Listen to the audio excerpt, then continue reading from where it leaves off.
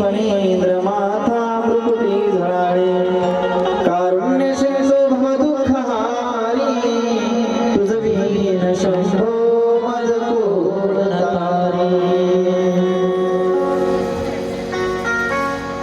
शौनकादी 88,000 ऋषींना त्या ठिकाणी हे चरित्र वर्णन करून सांगू लागले महाराज. ब्रह्मदेवजी हे चरित्र नारदाला वर्णन करून सांगतात. ते चरित्र आदिशक्ती अंबाबाई माता पार्वती त्या ठिकाणी भगवान शिवाकडून श्रवण करते आहे. तो दिव्य त्या ठिकाणी असणारा संवाद भगवान अत्री अनसुयानंदन नरसिंह सरस्वती श्रीपाद वल्लभ यांच्या पुण्य पावण्या दरबारामध्ये भगवान रेवणनाथाच्या या पुण्य पावन भूमीमध्ये आणि भगवान बुद्धेश्वराचं हे पुण्य पावन चरित्र आपण कालपर्यंत श्रवण केलेलं. व्यास मंचावर विराजमान माझे सर्व त्या ठिकाणी महाराष्ट्रातील सुप्रसिद्ध गायक वादक मंडळी, हरिभक्त परायण शिवप्रसाद महाराज, आमचे लखन महाराज, महेश महाराज, आदरणीय आमचे विजय महाराज, माऊली साऊंड सिस्टम ताहेरपूर व भीमाशंकर मंडप गोकुळ जळगाव, आमचे शंकरांना व भैया दादा यांना सुद्धा शिरसाष्टांग प्रणिपात. कॅमेरावर त्या ठिकाणी छायाचित्रफित करणारे आमचे परममित्र जयेश दादा भोगे व ऋतिक भैयामुळे व मंचासीन विराजमान माझे परमस्नेही परममित्र हरिभक्त परायण गणेशानंदजी महाराज यांच्या सर्वांना त्या ठिकाणी वंदन करून आणि शिवमहापुराण कथेचा आजचा प्रारंभ होईल. कालपर्यंत आपण कथा भाग श्रवण केलेला महाराज. भगवान शिवाचा माता पार्वतीचा विवाह सोहळा कालच्याला आपण बघितला. शिवाचा आणि शक्तीचं मिलन म्हणजे आकाशाचं आणि धरतीचं मिलन आहे महाराज. शिव म्हणजे त्या ठिकाणी अनंत आहे आणि शक्ती म्हणजे प्रकृती म्हणजे पृथ्वी आहे. ही पराशक्ती परंबा भगवती पार्वतीच्या रूपाने पुन्हा अवताराला आली आणि तिना विवाह त्या ठिकाणी भगवान शिवाशी केला.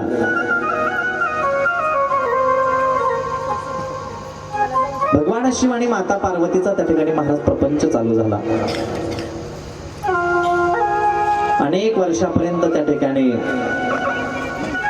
100 वर्ष त्या ठिकाणी शिव पार्वतीचा विहार झाला आणि त्या 100 वर्षाच्या कालावधीमध्ये त्या 100 वर्षाच्या काळामध्ये तारकासुर नावाच्या दैत्यानं अतिशय त्याकडे आक्रांत केलेला. म्हणून सगळे देव देवता भगवान शिवाला विनंती करू लागले, हे देवादिदेव परमपिता परमेश्वरा, तुम्ही लवकर त्या ठिकाणी असणारा शिवपुत्राला त्या ठिकाणी जन्म द्या, जेणेकरून या तारकासुराच्या भयातून तारकासुराच्या त्रासातून त्या ठिकाणी आम्हाला मुक्त भेटेल. आणि त्याच काळामध्ये महाराज भगवान शिवाचं तेज आकाश मंडलामधून खाली पृथ्वीवर त्या ठिकाणी आलं आणि ते तेज महाराज अग्निदेवानं ग्रहण केलं. आता अग्निदेवानं शिवाचं तेज ग्रहण केल्यामुळे अग्निदेवाला गर्भधारणा झाली. आता अग्निदेवाला गर्भधारणा झाल्याच्या नंतर असा तरी माघ मास चालू होता. आता पौष नंतर कोणता महिना आहे? माघ महिना आहे. मग या माघ महिन्यामध्ये अतिशय थंडी असते बघा. मग थंडीच्या दिवसामध्ये काय झालं, काही देवांगणा ऋषीपत्न्या 6 जणी 6 कृतिका त्या ठिकाणी प्रयाग नावाचं त्या ठिकाणी क्षेत्र, आपण त्याला कुंभक्षेत्र म्हणतो, त्या प्रयागराज मध्ये स्नान करण्याकरता त्या ठिकाणी त्या 6 ऋषीपत्न्या आल्या, 6 कृतिका त्या ठिकाणी आल्या. आणि आल्याच्या नंतर त्या ठिकाणी त्यांनी तिथं स्नान केलं. थंडी असल्यामुळं त्या ठिकाणी त्यांना थंडीचा महिना असल्यामुळं त्यांना अतिशय त्या ठिकाणी गारवा जाणू लागला. म्हणून त्यांनी काय केलं, शेकोटी पेटवली. शेकोटी पेटवली, अग्नी प्रज्वलित केला. पण त्या अग्नी प्रज्वलित केला, त्या अग्नीकडे शिवाचं तेज होतं महाराज. आणि शिवाचं तेज अग्नीनं ग्रहण केल्यामुळे पार्वतीला राग आला. पार्वतीनं अग्नीला श्राप दिला, तू भगवान शंकराचं तेज ग्रहण केलं, त्याच्यामुळे माझा श्राप आहे तुला की आजपासून तुला काही सुद्धा अग्राह्य सुद्धा ग्राह्य करावा लागेल. नाहीतर अग्नी फार पवित्र आहे महाराज, अग्नी इतकं पवित्र कोणी सुद्धा नाही. पण ते पवित्र अग्नीला माता पार्वतीनं श्राप दिला, तुझ्यात कोणी भक्षण जरी टाकलं तरी सुद्धा तुला ते ग्रहण करावं लागले. मग आपण अग्नीमध्ये महाराज फक्त चांगल्याच वस्तू, फक्त यज्ञालाच अग्नी पेटवतो का आपण? नाही. जुने पाने कपडे सुद्धा आपण काय करतो, अग्नीत पेटवून देतो. त्याच्यानंतर घरातला कचरा असेल तो सुद्धा अग्नीत पेटवून देतो. कोणतेही त्या ठिकाणी महाराज घाण वस्तू आपण अग्नीमध्ये टाकतो की नाही. पार्वतीला श्राप दिला महाराज अग्नीला की अग्राह्य सुद्धा त्या ठिकाणी तुला अग्राह्य करावं लागेल नाही. आणि मग पार्वतीनं त्या ठिकाणी अग्निदेवाला श्राप दिला. मग आता अग्निदेवाला भय वाटू लागला महाराज. मग अग्निदेवानं काय केलं, या 6 जणी थंडीनं शेकू लागल्या ना तिथं त्या शेकोटी जवळ. मग अग्नीनं काय केलं, तो गर्भ असणारा या 6 जणींमध्ये त्या ठिकाणी विस्तार केला. या 6 जणींनी तो गर्भ आपल्या गर्भात धारण केला महाराज. आता एक शिवाचं तेज 6 जणीच्या गर्भामध्ये गेलं. या 6 जणी पुन्हा आपल्या आश्रमावर गेल्या. तर ऋषींनी यांचा त्याग केला महाराज. म्हणे तुम्ही कोणाचा गर्भ घेऊन आलात म्हणे पोटामध्ये. त्यावेळेस त्यांनी सांगितलं अग्नीनं दिलेला प्रसाद आहे तो आम्ही ग्रहण केला म्हणे. मला त्या ऋषींनी त्यांचा त्याग केला. तेव्हा एकतर या गर्भाचा त्याग करून या, नाहीतर आम्ही तुझा त्याग करू म्हणे. लखन महाराज 6च्या 6 जणी कुठे गेले, पुन्हा गंगेवर गेले. गंगेवर गेल्याच्या नंतर भोगे महाराज गंगेवर गेल्याच्या नंतर या 6 जणींनी आपले पोटातले गर्भ काढले, गंगेच्या पाण्यात सोडले. आता हा 6 ठिकाणून आलेला गर्भ आणि गंगेच्या पाण्यामध्ये वाढू लागला. आणि 6 जणीच्या गर्भातून आल्यामुळं त्या ठिकाणी 6 मुखाचा झाला. आणि सगळं फिरता महाराज दुसऱ्या वर्षीचा कार्तिक मास आला आणि पौर्णिमेच्या दिवशी भगवान कार्तिक स्वामींचा जन्म झाला. बोलिये श्री कार्तिकजी महाराज की जय. कार्तिक महाराज गंगेच्या गर्भातून जन्माला आले. आता मला सांगा, महादेवाची पत्नी कोण, पार्वती. पण पहिला शिवपुत्र जन्माला आला महाराज गंगेच्या गर्भातून. का बरं गंगेच्या गर्भातून जन्माला आला असं, याच्या मागे फार मोठं रहस्य महाराज.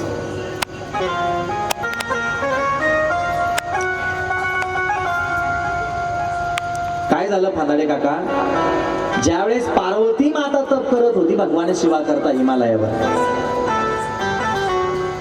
कशा करता करत होती की भगवान शिव मला पती स्वरूपामध्ये प्राप्त व्हावे. आणि हे महाराज गंगेला कळालं काय की पार्वती भगवान शंकर पती म्हणून प्राप्त व्हावे म्हणून पार्वती तप करती आहे. म्हणून आपणही तिच्यासारखी तपश्चर्या भगवान शंकर आपल्याला पती स्वरूपात प्राप्त व्हावे म्हणून आपणही तप करावं. आणि जिथं त्या ठिकाणी पार्वती तप करत होती ना, त्याच जागेवर गंगा महाराज तप करू लागली. आणि पार्वतीपेक्षा कठीण व्रत त्या ठिकाणी गंगेनं धारण केलं महाराज. पार्वतीपेक्षा कठीण तप करू लागले.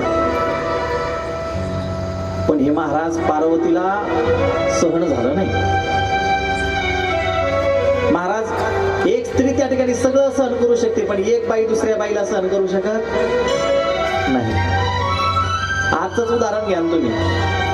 भगवान खंडेरायानं अगोदर म्हाळसाबाई केली, बाणाई सहन झालेली म्हणून देवाना अर्ध्या गडाच्या पायरीवर ठेवलं. एक बाई सगळं सहन करू शकते, पण एक बाई दुसरी बाई सहन करू शकत नाही. झालं महाराज तेच. स्वतःची सख्खी बहीण जरी असली तरी सुद्धा म्हणे हिना जर माझ्या आधी शिव प्राप्ती केली, हिना जर भगवान शिवाशी विवाह केला तर कसं होईल. हा पार्वतीचा गैरसमज झाला, कारण पार्वती मुळातच भगवान शिवाची अर्धांगिनी आहे हे सुद्धा तिच्या लक्षात राहिलं नाही महाराज. आणि मग पार्वतीने एक युक्ती केली. गंगाला म्हणू लागली म्हणे ताई तू ही शंकराशी त्या ठिकाणी विवाह करण्यासाठी तप करते, मीही तप करते, पण सांगू का म्हणे इथं दररोज दुर्वासा ऋषी स्नान करता येतात म्हणे गौरी पुन्हा. पण आपण दोघी जण इथं असतो म्हणे, आपण कधी दुर्वासा ऋषीची रोज आपल्यापासून जातात म्हणे, आपण तपश्चर्येमध्ये लीन असतो, आपण कधी दुर्वासा ऋषीची पाद्य पूजा केली नाही म्हणे. आपण कधी दुर्वासा ऋषीच्या चरणाची पूजा केली नाही. आणि मी लहान आहे म्हणे, हा अधिकार तुझा आहे म्हणे. काय म्हणली पार्वती, मी लहान आहे म्हणे, हा पूजा करण्याचा अधिकार तुझा आहे म्हणे. पण ऐक म्हणे आई ताई काय कर म्हणे, दुर्वासा ऋषींना फार त्या ठिकाणी काय आहेत म्हणे कडक स्वभावाची आहेत. महाराज पूर्वीचे ऋषी मुनी रागीट असायचे, कारण तपश्चर्येनं त्या ठिकाणी माणसाला तामस नावाची वृत्ती त्या ठिकाणी वाढत असते. तपश्चर्येच्या प्रभावामुळे बघा तुम्ही आजही त्या ठिकाणी मोठमोठाले साधू संत फार त्या ठिकाणी रागीट स्वभावाचे असतात. हा त्यांच्या तपश्चर्येचा त्या ठिकाणी प्रभाव असतो.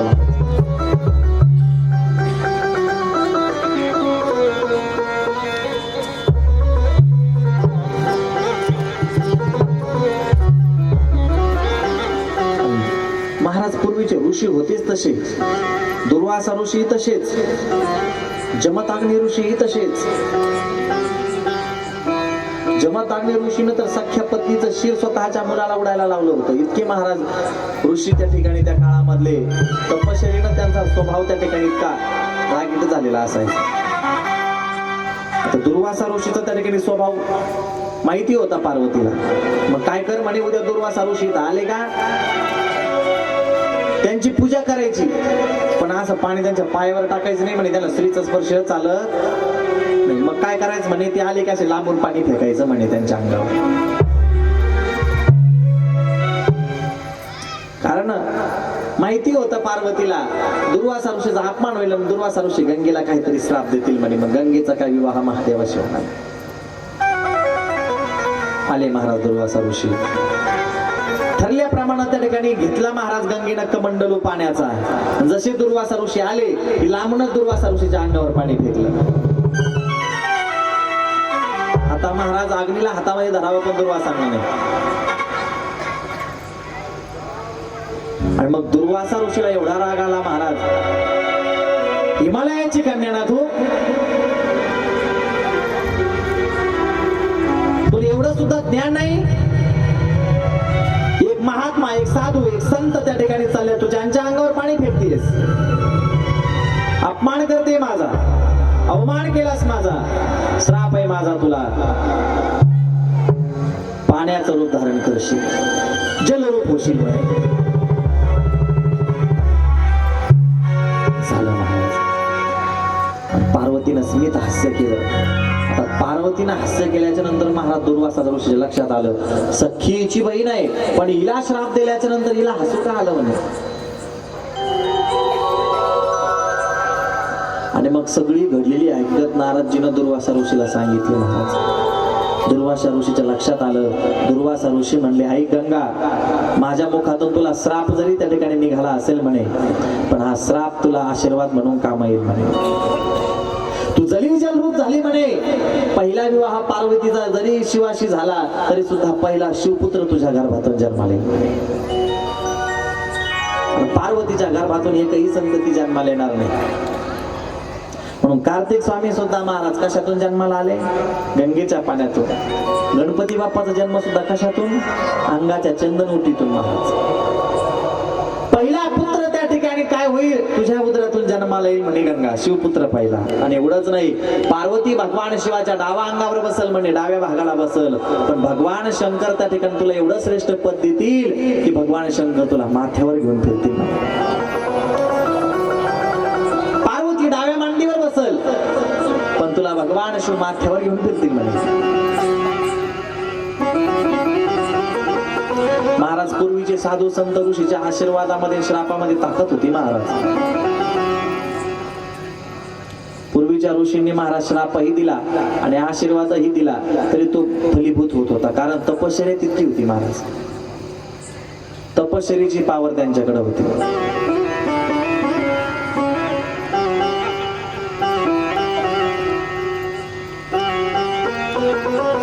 पण महाराज कलियुगामध्ये तसं राहिलं नाही. कलियुगामध्ये संतांची व्याख्या फार बदलली. महाराज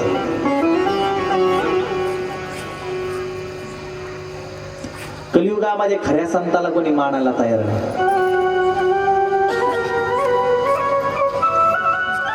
कलियुगात संत नाही असं नाही महाराज, कलियुगातही संत आहेत, पण संताला ओळखण्याची नजर आपल्याकडे राहिली. कारण संताचा महिमा संत जी जाणते. आपल्याला कलियुगात खरे संत ओळखता येत नाही. महाराज संत तेची जाणा जगी, दया क्षमा ज्यांची अंगी. फक्त खूप मोठा वैभव आहे खूप मोठा त्या ठिकाणी आश्रम आहे, खूप मोठमोठ्या गाड्या आहेत, खूप मोठमोठे त्या ठिकाणी हे आहेत, खूप मोठा शिष्य परिवार आहे म्हणून मोठा संत होत नाही महाराज. किंवा मोकार माळा घातल्या मोकार गंध लावला म्हणून कोणी संत होत नाही.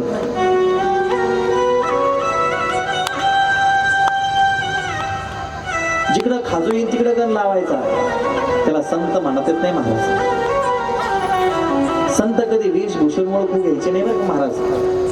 कारण ज्यावेळेस पूर्व प्रधानमंत्री महामहिम इंदिरा गांधीजी त्यांना गाडगे महाराजाच्या कीर्तनाला जायचं होतं. गाडगे महाराजाच्या कीर्तनाला जायचं होतं ना, त्यावेळेस त्यांच्या गाडी पुढं स्वतः गाडगे महाराज अंगावर त्या ठिकाणी कपडे, त्यांना वाटलं महाराज म्हणले भगवे कपडे नामगण धमकम फलन मोठ्या थाटामध्ये साधू असेल संत असेल. गाडगे महाराज त्या ठिकाणी कधी पाहिलेच नव्हते आणि ते स्वतः महाराज हातामध्ये ते मडक्याचं खापर आणि झाडू घेऊन रस्ता झाडत होते. गावात कोणीच नव्हतं महाराज. त्यावेळेस त्यांनी विचारलं म्हणे तुम्ही बाबा सगळं गाव कीर्तनाला गेले म्हणे तुम्ही काय करता म्हणे. इथं जे महाराज कीर्तनाला गाव झाडून घेतो म्हणे.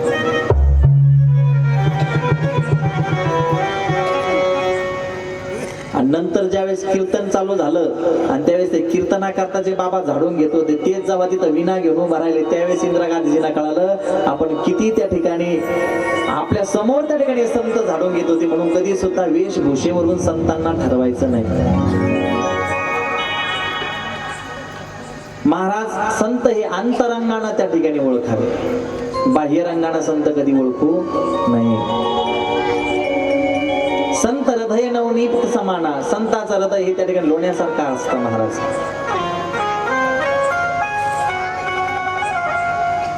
संताच्या मुखातून ज्याच्या मुखातून श्राप निघत असेल महाराज ते कधी संत होऊ शकत नाही. ते दुसऱ्याविषयी वाईट विचार करतील महाराज त्यांची ते कधी संत होऊ शकत नाही. संत कोणाला म्हणावं महाराज?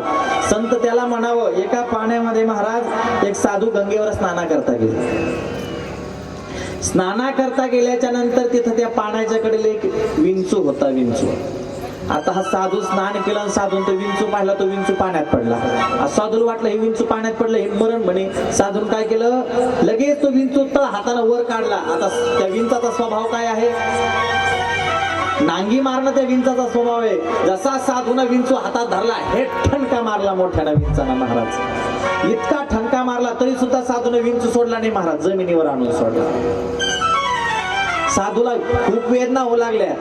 पुन्हा तो त्या ठिकाणी 2 मिनिटांना तो विंचू पुन्हा चालत चालत त्याच पाण्याकडे गेला महाराज. पुन्हा पाण्यात पडला. पुन्हा साधूला उचलला. पुन्हा यानं ठणका मारला. पुन्हा वर साधून त्या ठिकाणी विंचू काढला. पुन्हा तो विंचू पाण्यात गेला. पुन्हा पाण्यात पडला. पुन्हा साधून उचलला. पुन्हा ठणका मारला.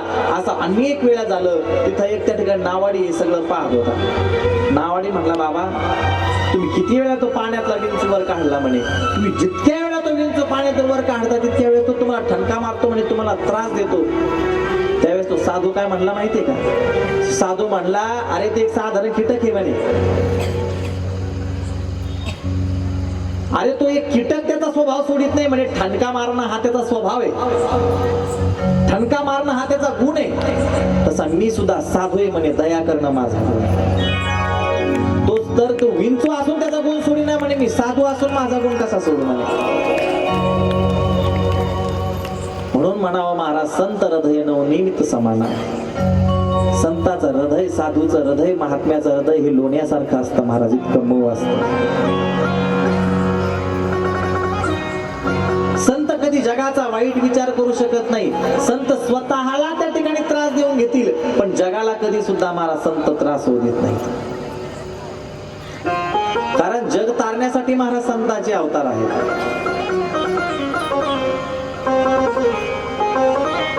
जगाच्या कल्याणा संतांचे उभूती देह कष्टविती परोपकारी. आपला देह त्या ठिकाणी जगाकरता झिजवणं हे संतांचं काम आहे महाराज. पण बाह्य रंगाना कधी सुद्धा त्याकडे संत नाही. अंतरंगाना त्या ठिकाणी संताची वृत्ती असते.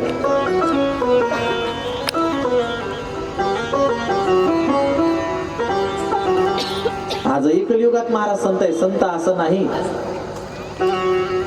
फक्त त्यांना ओळखायची नजर त्या ठिकाणी आपल्याकडे असली पाहिजे.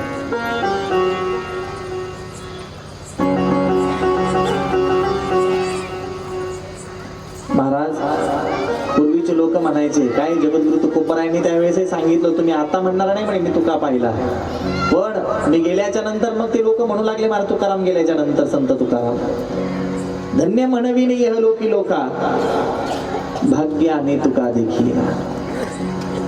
मग ते तुकाराम महाराज वैकुंठाला गेल्याच्या नंतर म्हणू लागले, काय बोल तुकाराम महाराज आमच्यात राहत होते, आमच्याशी बोलत होते, आम्हाला चला म्हणत होते, भजन करा म्हणत होते, टाळ वाजवा म्हणत होते, पण आपल्याला ओळखू आले. त्या लोकांनी संत पाहिले महाराज. संत आजही आहेत. आपणही त्या ठिकाणी अभिमानानं सांगू, आम्ही आमच्या डोळ्यांनी त्या ठिकाणी भास्करगिरीजी महाराज पाहिले, आम्ही आमच्या डोळ्यांनी दादा गुरु पाहिले. हे महाराज कलियुगातले चालते फिरते संत आहेत.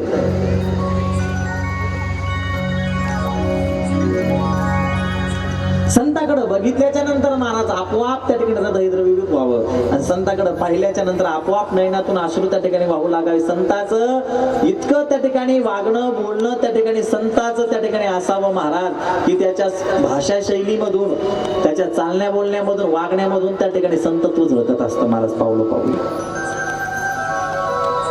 म्हणून संतांनी श्राप जरी दिला तरी सुद्धा तो आशीर्वाद रूपाने त्या ठिकाणी काम येत असतो. दुर्वासा ऋषीने श्राप दिला महाराज, पण तरी सुद्धा गंगा मातेला तो आशीर्वाद म्हणून काम. महाराज गंगा मातेला श्राप दिला, झालं काय? गंगा माता जलरूप झाली. वामन अवतारामध्ये भगवान विष्णूंनी ती आपल्या डाव्या पायाच्या अंगठ्यामध्ये धारण केली. कोण? गंगा माता. ब्रह्मदेवाने त्या ठिकाणी वामन अवतारामध्ये भगवंताचे चरण प्रक्षालन केलं आणि ती गंगा ब्रह्मदेवाने आपल्या कमंडलू मध्ये भरून ठेवली. कमंडलू मध्ये त्या ठिकाणी गंगा भरून ठेवल्याच्या नंतर ती गंगा आता सत्य लोकामध्ये कमंडलू मध्ये राहते ब्रह्मदेवाच्या. आणि पुढे सूर्यवंशामध्ये भगीरथ नावाचा राजा जन्माला आला. त्या भगीरथानं आपल्या पितरांचा उद्धार व्हावा आणि आपल्या पितराबरोबर सर्वस्व जगाचं विश्वाचं कल्याण व्हावं, जग पुनीत व्हावं, याच्याकरता भगवान भगीरथानं गंगा मातेची आराधना केली. हे गंगे, जगत कल्याणाकरता तुला धरतीवर यावं लागेल. पण डायरेक्ट जर गंगा त्या ठिकाणी ब्रह्मदेवाच्या कमंडल मधून जर धरतीवर आली असती तर इतका वेग होता महाराज, पृथ्वी फुटून त्या ठिकाणी तिच्या चिथडे चिथडे झाले असते. इतका वेग होता महाराज गंगेचा. मग भगीरथाच्या तपश्चर्येला प्रसन्न होऊन महाराज गंगा मातेला त्या ठिकाणी विनंती केली सर्व देवी देवतांनी. काय? हे देवादिदेवा परमेश्वरा महादेवा, तुमच्यापेक्षा मोठं सामर्थ्य या जगामध्ये कोणाचं सुद्धा नाही. गंगेचा वेग फक्त तुम्हीच धारण करू शकता. आणि मग सर्वांच्या विनंतीवरून महाराज भगवान शिवांनी त्या ठिकाणी ब्रह्मदेवाच्या कमंडलू मधली त्या ठिकाणी जलधारा गंगा माता स्वतःच्या माथ्यावर धारण केली. म्हणून पार्वतीच्या अगोदर गंगेचा स्वीकार.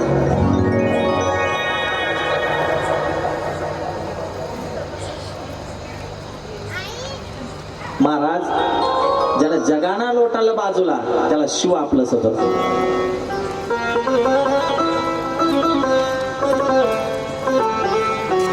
जगाना ज्याचा त्याग केला महाराज भगवान शिव त्याला आपलं करतो.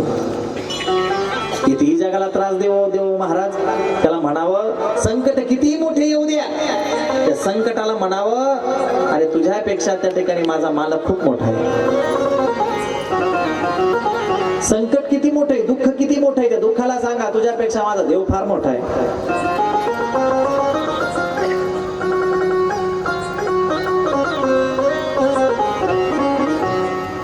देवादिदेव परमपित्यानं महाराज जगाच्या कल्याणाकरता गंगा मातेला आपल्या जटेमध्ये धारण केलं. आणि जटेमध्ये धारण केलं.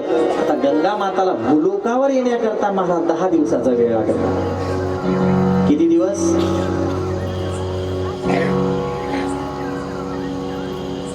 10 दिवसाचा वेळ लागला. आणि 10व्या दिवशी गंगा माता त्या ठिकाणी भूलोकावर गंगोत्री नावाच्या तीर्थामध्ये गौमुखामधून प्रवाहित झाली. शिवाच्या जटेतून आली आणि गौमुखामध्ये प्रवाहित झाली. तो 10 दिवसाचा काळ म्हणजे गंगा दशहरा, ज्याला आपण गंगा दशहरा म्हणतो. 10 दिवसाचा कालावधी गंगा मातेला त्या ठिकाणी भूलोकावर येण्याकरता लागला. आणि 10व्या दिवशी त्या ठिकाणी गंगा माता खाली भूलोकावर आली. म्हणून त्या दिवशी आपण गंगा दशहरा उत्सव साजरा करतो. गंगेवर स्नान करता जातो, गंगेला दीपदान करतो, गंगेला वस्त्रदान करतो. कारण त्या दिवशी गंगा दशहऱ्याच्या दिवशी जगतजननी पुनीत पावन असणारी गंगा महाराज खाली भूतलावर अवतरण आली.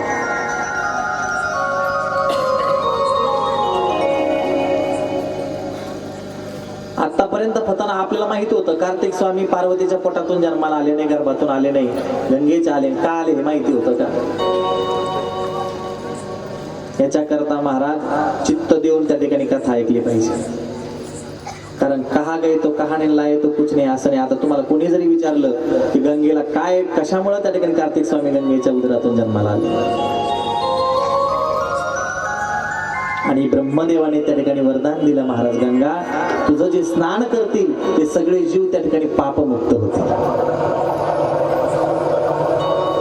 ज्याला तुझ्याकडे येणं झालं नाही त्याला तुझं स्मरण जरी केलं ना गंगा तरी सुद्धा तो पापमुक्त होईल. वाचे म्हणता गंगा गंगा वाचे म्हणता गंगा गंगा सकळ दोष जाती भंगा सकळ दोष जाती भंगा दृष्टी पडता ब्रह्मागिरी दृष्टी पडता ब्रह्मागिरी दृष्टी पडता ब्रह्मागिरी दृष्टी पडता ब्रह्मागिरी यासी नाही यापुरी यासी नाही यापुरी यासी नाही यापुरी यासी नाही यापुरी यासी नाही यापुरी यासी नाही उषावरता करता स्थान उषावरता करता स्थान उषावरता करता स्थान त्याचे वैकुंठी राहणे त्याचे वैकुंठी राहणे त्याचे वैकुंठी राहणे त्याचे वैकुंठी राहणे त्याचे वैकुंठी राहणे नामाने प्रदक्षिणा नामाने प्रदक्षिणा नामाने प्रदक्षिणा नामाने प्रदक्षिणा नामाने प्रदक्षिणा नामाने प्रदक्षिणा त्याच्या पुण्या नाही गणना त्याच्या पुण्या नाही गणना वाचे म्हणता गंगा गंगा वाचे म्हणता गंगा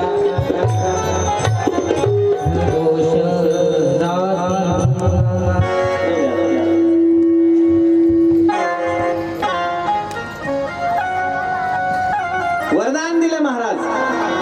तुझं स्नान जो झाला तो पापमुक्त होईल. एवढंच नाही, तुझं स्मरण जरी केलं वाचे म्हणता गंगा गंगा सकळ दोष जाती भंगा.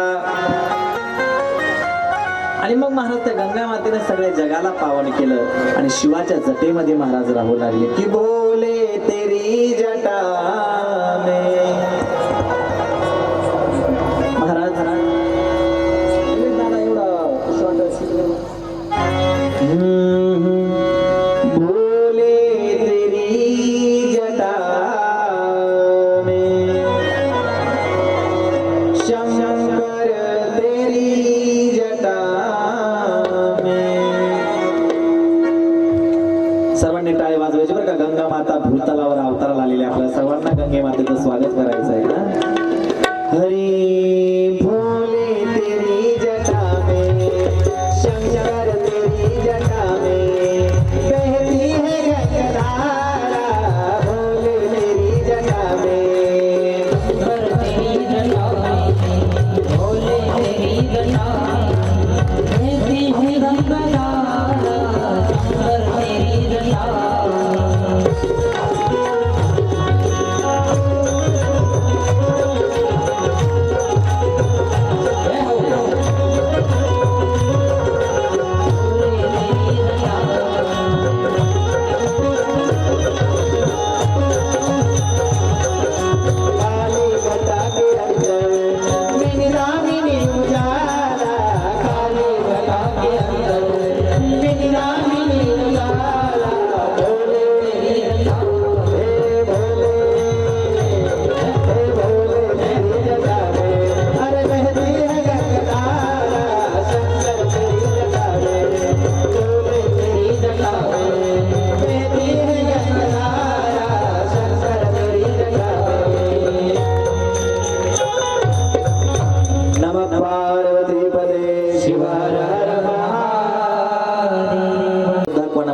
विहित केला नाही का? आपण गंगेवर स्नानाला गेल्याच्या नंतर गंगा कधी म्हणली का आपल्याला नकोय तू नको येऊ माहित आंघोळीला?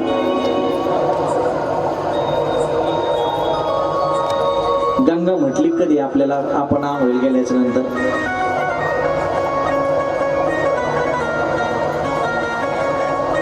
महाराज तिच्यात आपण नालीचं पाणी जरी सोडलं तरी सुद्धा गंगा काही म्हटली नाही. म्हटली का?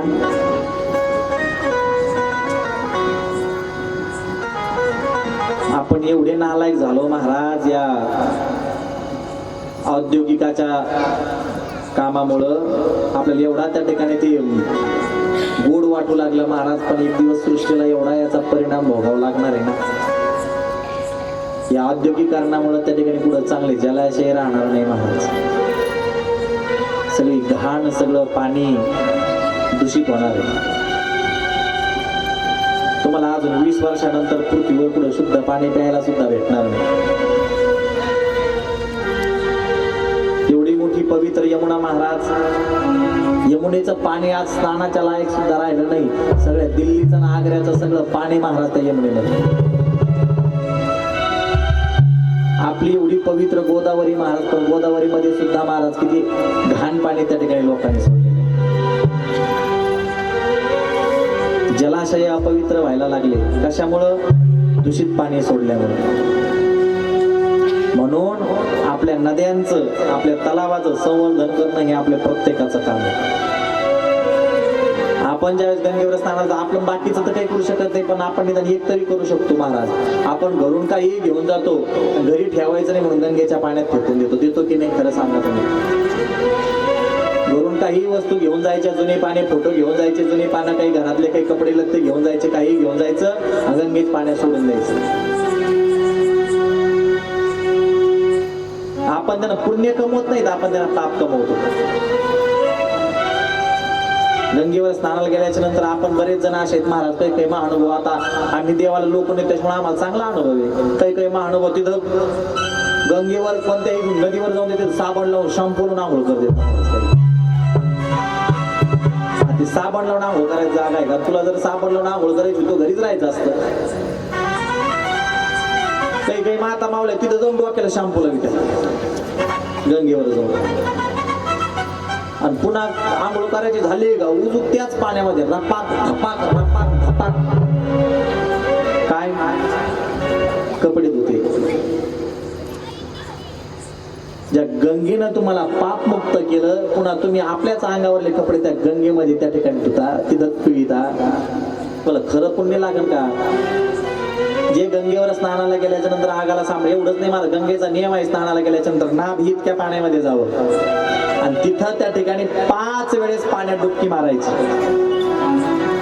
5 वेळेस. एक डुबकी स्वतःची, एक डुबकी माता पित्याची, एक डुबकी गुरुची, एक डुबकी तीर्थाची आणि एक डुबकी आपल्या पितरांची. 5 वेळेस त्या ठिकाणी डुबकी मारायची. आणि समोरच्या ओंजळीनं महाराज सूर्यनारायणाला पाणी अर्पण करायचं. आणि आपले पितर जर स्वर्गात असतील तर डाव्या हाताच्या अंगठ्यानं पितराला त्या ठिकाणी जलदान करायचं. आणि स्नान करायच्या अगोदर त्या गंगेची परमिशन घ्यायची स्नान करण्याकरता. 3 वेळेस ते गंगेचं पाणी हातावर चमचा इतकं पाणी घ्यावं, 3 वेळेस आचमन करावं, ते पाणी डोळ्याला लावावं आणि परमिशन घेऊन गंगेत प्रवेश करावा. हा काही तीर्थस्नानाचे नियम आहे. तीर्थस्नानाचा एक नियम, सूर्यास्त झाला की गंगेत प्रवेश करायचा नाही. गंगा स्नानाचा नियम आहे. एकदा का सूर्योदय सूर्यास्त झाला की गंगेला स्पर्श करायचा नाही. कारण हा गंगेचा विश्रांतीचा काळ आहे. बरेच लोक आपण तीर्थावर गेलो, कुठं देव धर्माला गेलो, कुठं त्या ठिकाणी यात्रेला गेलो की लोक ते देव दर्शना करता काही काही महानुभव रात्री पहाटे 2 ला काय, कधी रात्री दुपारी 12 ला काय, कधी पहाटे 3 ला काय. महाराज कधी गंगेवर आंघोळीला. त्यावेळेस तुम्ही पुण्य करत नाही. ते पुण्य करता वय पाप दूध पाजुनी पोशिला साप. पुण्य करत नाही तुम्ही, पुण्य करता करता पाप करायला लागले. ब्रह्ममुहूर्त झाल्याच्या नंतर पहिलं स्नान साधू संतांचं 3:30 वाजता. एकदा ऋषी मुनी साधू संतांची बेला असते ब्रह्ममुहूर्त, आणि पहाटे 4च्या नंतर आपल्या त्या ठिकाणी सामान्य लोकांचं असणार. मग 1.5 ला 2 ला 3 ला आपल्या आकलीच्या वाती पाजवायच्या नाही तिथं जाऊन, नाही तर घरीच बाथरूमात आंघोळ करायची. गंगेवर जाऊन अंग चोळायचं नाही. गंगेवर जाऊन जर अंग चोळलं तर आपले पाप धुवून जाते, आणि दुसरे जे लोक धुवून गेलेत ना ते सोबत घेऊन येतो आपण. गंगेत जर कपडे धुतले तर दुसरे पाप धुवून गेलेले पाप आपल्यासोबत आपल्या कपड्याला चिटकून येतात.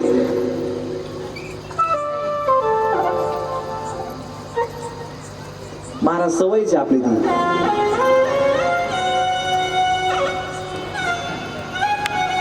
आणि संध्याकाळी सूर्यास्त झाला की सूर्यास्त झाल्याच्या नंतर गंगेमध्ये कधी सुद्धा पाय ठेवायचा नाही. एकदा सूर्य मावळला की गंगा स्नान करायचं नाही. परमार्थाचे सुद्धा काही नियम आहेत महाराज. परमार्थ काय मोघम नाही महाराज, कधी करायचा कधी सोडायचा. म्हणून कधी सुद्धा गंगा स्नानाला जाताना नेहमी लक्षात ठेवायचं, सूर्यास्त झाल्याच्या नंतर आणि ब्रह्ममुहूर्ताच्या आधी कधी सुद्धा स्नान करायचं नाही.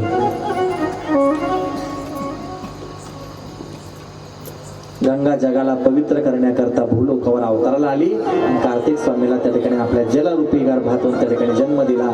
दुर्वासा ऋषीचा दिलेला श्राप वरदान म्हणून गंगा मातेला त्या ठिकाणी उपयोगी आला. बोलिये श्री गंगा मैया की जय. बोलो हर हर हर गंगे काशी विश्वनाथ गंगे. बोलो हर हर हर गंगे, बोलो काशी विश्वनाथ गंगे.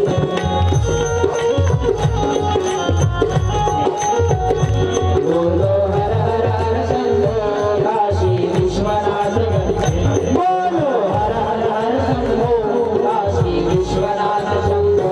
काशी विश्वनाथ गंगे, काशी विश्वनाथ गंगे, काशी विश्वनाथ गंगे. बोलो हर हर गंगे, काशी विश्वनाथ शंभो. बोलो हर हर गंगे, काशी विश्वनाथ.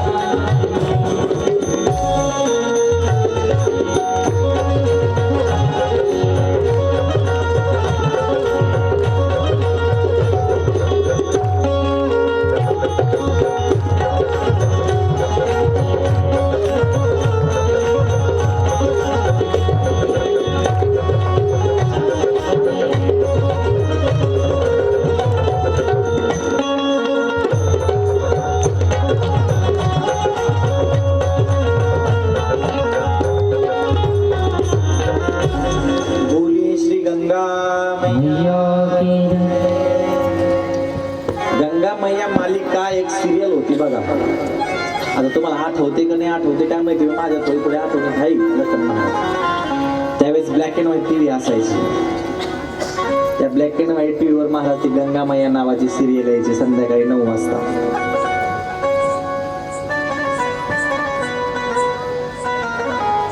तुम्हाला कळती का शंकरांना गंगा मैया सिरियल कळती का? मैया हो गंगा मैया मैया, हे असं काहीतरी त्या सिरियलचं टायटल असायचं सुरू होताना. आणि त्यावेळेस महाराज ते चॅनल एक असायचं टीव्ही म्हणून बरं होतं. आता चॅनल 50 झाले. पोराला पाहायचं CID, पोरीला पाहायचं बिग बॉस, पोरीची महिला पाहायचा देव माणूस, पोराच्या बापाला पाहायचा पिक्चर. त्या रिमोट वर नव्हती गाणं महाराज. ते पहिले एकच चॅनल असायचं, आणि ते काय व्हायचं माहितीये का, ते सगळे घर ते एकच चॅनल. महाराज कधी कधी गल्ली मिळून एक टीव्ही राहत होता. आणि त्याच्यात जर महाराज त्याच्याकडे टीव्ही असायचं तर किलो डिमांड मध्ये यायचं. हो, त्याच्याकडे टीव्ही असायचं त्याला असं वाटायचं सारा ब्रह्मांड मी विकतच घेतलं. हो, ते टीव्ही महाराज त्याच्यात बी ते मुंग्या यायच्या, त्याच्यात एक जण अंटीना बिघायला. त्याचे जर शेजारी पाजारी जर कदाचित लेकर येऊन बसले तर त्याचे ते ढासपूस त्यांना.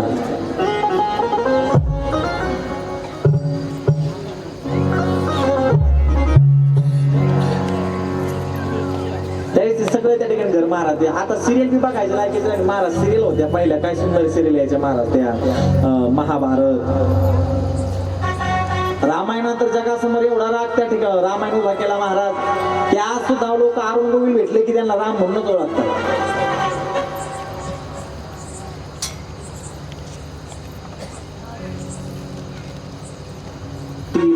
पाहायला काय त्याच्यात काही वावग नाही, पण काहीतरी घेता येईना असं पहा. आता बिग बॉस मध्ये काय काय सारखं बरं,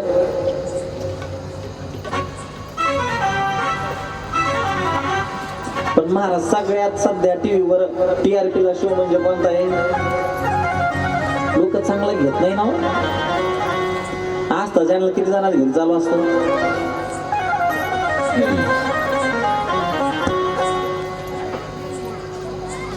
स्टार प्लस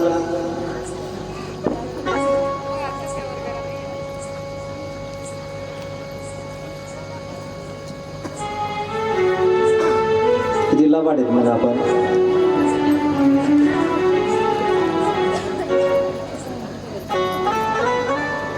महाराज काय महिना काय ते आस्था पायासाठी लावितो काय, एक महिन्याचा रिचार्ज काय आस्था भरले ते महाराज लोक पायासाठी लावितो काय. त्याच्यात बी पुन्हा एक दोष असा लागतो महाराज, जे आस्था संस्कार टीव्ही पाहत असतील पाहते, कारण त्याच्याशिवाय महाराज आपल्याला पर्याय नाही. पण ऐका, आस्थावर संस्कारवर सत्संग चॅनल जे आहेत महाराज, धार्मिक चॅनल, त्याच्यावर जर कथा चालू असेल महाराज, काहींची कथा ऐकल्यात महाराज पाय सोफ्यावर लांबून दिलेलं टीव्ही कडे, पायाची घडी घालून बसलेली, आणि मग बघून प्रदीप मिश्राची कथा ऐकत. कथा टीव्हीवर जरी झाली असली तरी सुद्धा त्या काही नियम येत, तो ग्रंथ त्या ठिकाणी टीव्हीवर आपल्याला दिसत राहतो ना, आपण त्याच्याकडे पाया करून टीव्ही पाहिजे नाही. त्यावेळेस ग्रंथाकडे पाया करून बसल्यास दोष लागतो त्याला. कथा आपण टीव्हीवर, अहो टीव्हीवर जाऊ द्या, इथं काय काय मानव पाहायला मध्ये देतो आमच्याकडे. कारण महाराज ही गादी अशी आहे, इथं स्वयं भगवंताला सुद्धा त्या ठिकाणी व्यास गादी समोर त्या ठिकाणी महाराज वाकावं लागतं, प्रणाम करावा लागतो. इथं एखादा आमच्यासारखं माझ्यासारखा एखादा मूर्ख जरी असला, एखादा किती जरी महाराज पंडित ज्ञानी असला की या गादी पुढे त्या महाराज त्या व्यक्तीला वाकावं लागतं. म्हणून या गादीचा सन्मान सगळ्यात मोठा सांगितला. म्हणून हिला नारदाची नाही नारदीय गादी म्हणतात. हे आपल्या सनातन वैदिक हिंदू धर्मातलं सगळ्यात मोठं त्या ठिकाणी स्थान म्हणजे भगवंताची मांडी महाराज. इथं भगवंताच्या मांडीवर बसणं एवढं सोपं नाही. भगवंत प्रत्येकाला आपल्या मांडीवर घेत नाही. ही व्यास गादी म्हणजे काय आहे, भगवान परमात्म्याची मांडी महाराज. भगवान परमात्मा त्याच्या मांडीवर आम्हाला घेऊन बसतो, हे आमचं भाग्य. ही गादी काही सामान्य गादी नाही महाराज, ही भगवान व्यासांची गादी आहे. या गादीचा सन्मान करायला शिका. कारण या आसनावर बसलेला व्यक्ती जरी कसाही असला, परंतु सन्मान मात्र त्या ठिकाणी गादीचा असतो महाराज. अपमान त्या व्यक्तीचा होत नाही, अपमान त्या गादीचा होत असतो. मग आपण किती हरिपाठ केला आणि किती टाळ कुठले आणि महाराजाची निंदा केली, चट पाण्यात गेलं. किलोचे टाळ पावशेर जरी आणले तरी काही उपयोग नाही. म्हणून वक्त्याचा आदर करायला शिकलं पाहिजे माणसाने. हे काही मनोरंजनाचं ठिकाण नाही, हे आत्मउद्धाराचं ठिकाण आहे. मनोरंजनाच्या दृष्टीनं कधी सुद्धा महाराज व्यास गादीकडे कीर्तनाकडे कधी सुद्धा मनोरंजन बघून करायचं नाही. एखादा दृष्टांत एखादा सिद्धांत पटवून देण्याकरता दृष्टांत विनोद करणं गरजेचं असतं, कारण तो सिद्धांत पटवून देण्याकरता विनोद आहे. केवळ ही गादी फक्त विनोद करण्याकरताच नाही.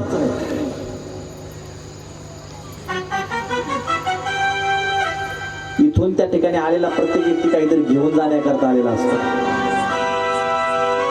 मनोरंजनाकरता तर आपल्या कपिल शर्माचा शो आहे कॉमेडी, ज्याला ज्याला मनोरंजनाची अपेक्षा असेल त्याने टीव्ही बघायची, आणि ज्याला आत्मउन्नतीचा आत्मनिर्भर होण्याकरता त्या ठिकाणी जर आपल्याला उद्धार व्हायचा असेल तर त्याच्याकडे इथं फक्त अध्यात्म दृष्टीने या गादीकडे बघायचं. आपण स्वतःचं मनोरंजन करण्याकरता कानाला गोड लागतंय म्हणून टाइमपास म्हणून महाराज काही मानव असे भेटते आम्हाला. पाडकर अप्पा एका ठिकाणी माझी रामकथा चालू होती. रामकथा चालू असताना काय झाले, बाबा आहे ना इतकं चित्त देऊन रामायण ऐकायचे.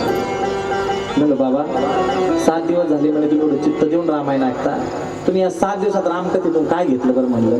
त्यांनी महाराज घ्यायचं काय म्हणे, लय भारी घेतलं म्हणे. काय म्हणे, लोकांची बायको चोरून ऐकाय आणायची, मरायचं पण द्यायची नाही.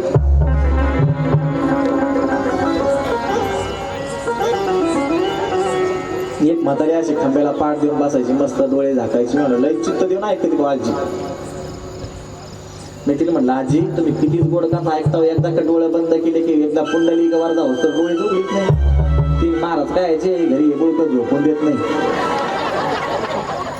तिथं आल्या जरा चांगली झोप लागती म्हणून मी ती म्हणे अशी येत महाराज काही काही.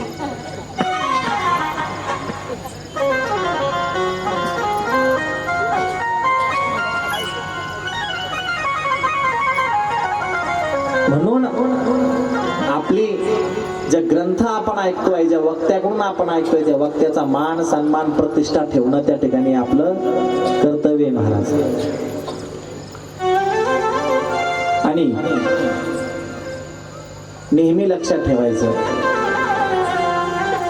आपण कोण सांगतो आहे याच्यापेक्षा काय सांगतो आहे याच्याकडे लक्ष द्यायचं.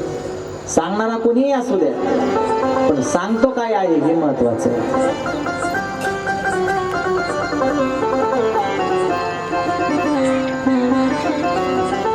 तुकोपरायाचे शब्द आहेत महाराज, काय म्या पामरे बोलावी उत्तरे, सखा भगवंत वाचा त्याची, साळुंकी मंजूळ बोलत असे वाणी, शिकवितो धनी वेगळाची. इथं बसल्याच्या नंतर व्यक्ती बोलत नाही महाराज, तो परमात्मा त्या ठिकाणी त्याच्या स्वमुखातून वरून घेत असतो.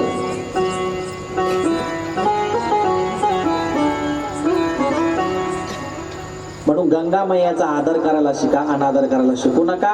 तिथं गेल्याच्या नंतर वाईट साईट वस्तू त्या पाण्यात टाकायच्या नाही. घरून नेलेले फुटके फाटके फोटो, फुटक्या फाटक्या मूर्त्या गंगेत सोडायच्या.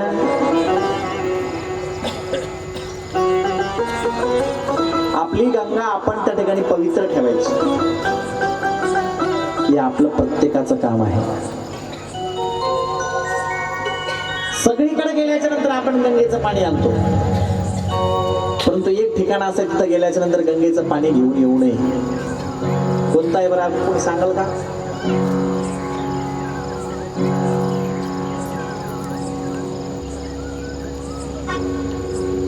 महिला मंडळापैकी वा, टाळी वाजवा दिदी करता, टाळी वाजवा, टाळी वाजवा बरं दिदी एकदा. वा, टाळ्या वाजवा तिच्या करता एकदा. काशीमध्ये गेल्याच्या नंतर महाराज कधी सुद्धा पाण्याची बाटली घरून घेऊन यायची नाही. का? कारण तिथं महाराज जीव मुक्त होण्याकरता जातात. काशीचा वास म्हणजे त्या ठिकाणी याला अनंत कोटी जन्माचं पुण्य असावं लागतं. आणि त्या काशीच्या गंगेच्या पाण्यामध्ये सृष्टीत आपल्या दृष्टीनं न दिसणारे इतके बारीक बारीक जीव त्या ठिकाणी त्या पाण्यामध्ये राहतात. आणि त्यांच्या फार जन्माचं पुण्य असतं म्हणून त्या गंगेमध्ये, त्या पाण्यामध्ये, काशीमध्ये वास्तव्याला असतात. आणि आपण शहाणपणा करतो, तिथलं पाणी बाटलीत भरून घरी घेऊन येतो. ते अनंत कोटी जन्माच्या तपश्चर्यानंतर त्यांना काशीवास प्राप्त झालेला राहतो. म्हणून काशीमध्ये गेल्याच्या नंतर कधी सुद्धा महाराज पाणी घेऊन यायचं नाही बाटलीमध्ये, कारण तिथं जीव मुक्त होण्याकरता जातात. आपण त्यांना बद्ध करून आणायचं नाही. काशीचं पाणी फक्त एका ठिकाणी न्यायला चालतं. कुठं? काशीचं पाणी घ्यायचं, रामेश्वराला कावड घेऊन जायचं. रामेश्वराचं पाणी घ्यायचं आणि काशी विश्वनाथाला अर्पण करायला न्यायचं. हा नियम आहे महाराज. नाथ महाराजांनी सुद्धा काशीचं पाणी रामेश्वराला नेलं होतं महाराज. पण भगवान शंकरांनी त्यांची परीक्षा पाहायचं ठरवलं होतं. हा फक्त शिवलिंगातच देव पाहतो का माणसा, जनावरात, प्राण्यामध्ये, सर्वांमध्ये देव पाहतो? आपलं महाराज होतं तेच. आपण फक्त देवाला मूर्तीपुरतं बंद केलेलं आहे. मूर्ती म्हणजेच देव मानतो आपण. परंतु ज्ञानोबरायाचं वाक्य आहे, सर्वा घटी राम देहादेही एक. या प्रत्येक प्रत्येक सृष्टीतल्या जीवामध्ये तोच त्या ठिकाणी परब्रह्म परमेश्वर राहतोय. आणि महाराज माझ्या भोलेनाथाने काय केलं, गाढवाचं रूप धरलं. भोले बाबाने गाढवाचं रूप धरलं. सगळे मंडळी त्या ठिकाणी महाराज रामेश्वराच्या पिंडीवर जलाचा अभिषेक करू लागले. आणि असणारा त्या ठिकाणी गाढव म्हणजे भगवान शंकराने जे रूप धरलेलं कहाणीनं व्याकुळ झालेलं आहे. नाथ बाबांनी त्याच्यामध्ये विश्वनाथ बघितला, त्याच्यामध्ये रामेश्वर बघितला. आणि इतक्या लांबून आणलेली कावड महाराज गाढवाच्या मुखामध्ये होती. आणि ज्यावेळेस नाथ महाराज गाढवाच्या मुखामध्ये पाणी ओतत होते, बाकीचे म्हणायला लागले, काय नाथ बाबा रे, म्हणे इतक्या लांबून चालत चालत पायी खांद्यावर कावड आणली आणि इथं आल्याच्या नंतर त्या गाढवावर खर्च करतय, म्हणे गाढवाच्या मुखात पाणी घालतय. आतला पुजारी त्या ठिकाणी महाराज बाहेर डोकून बघू लागला, कारण वर तर गळती बांधलेली नाही, पाणी कुठून पडत नाही. आणि जलाभिषेक त्या ठिकाणी विश्वनाथावर रामेश्वरावर चालू होता. बघितलं तर बाहेर गाढवाच्या मुखामध्ये नाथ महाराज पाणी टाकत होते, आतमध्ये शिव मंदिरावर पिंडीवर जलाधारा चालू होती. महाराज म्हणजे प्रत्येक जीवामध्ये आपल्याला शिवाला पाहायचंय. कोण्याही जीवाचा न घडो मत्सर, कारण भगवंत कोणत्या रूपात कधी भेट देईल आणि कोणत्या रूपात कधी येईल मला सांगता येत नाही.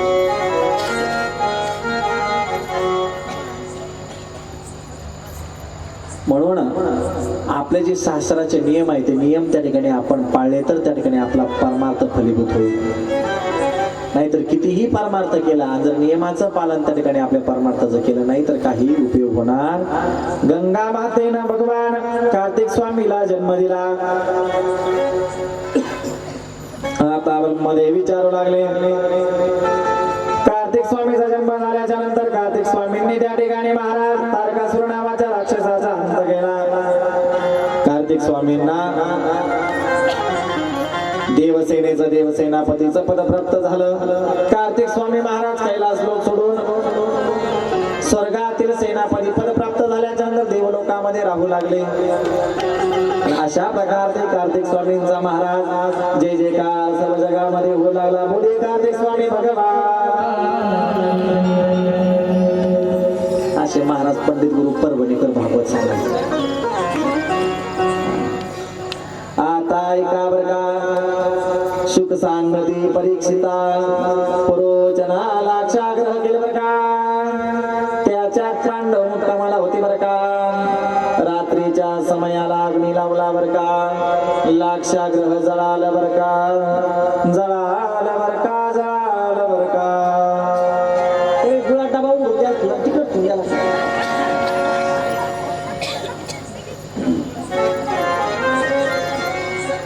महाराज परभणीकर गुरुजी त्या ठिकाणी भागवत सांगायचे.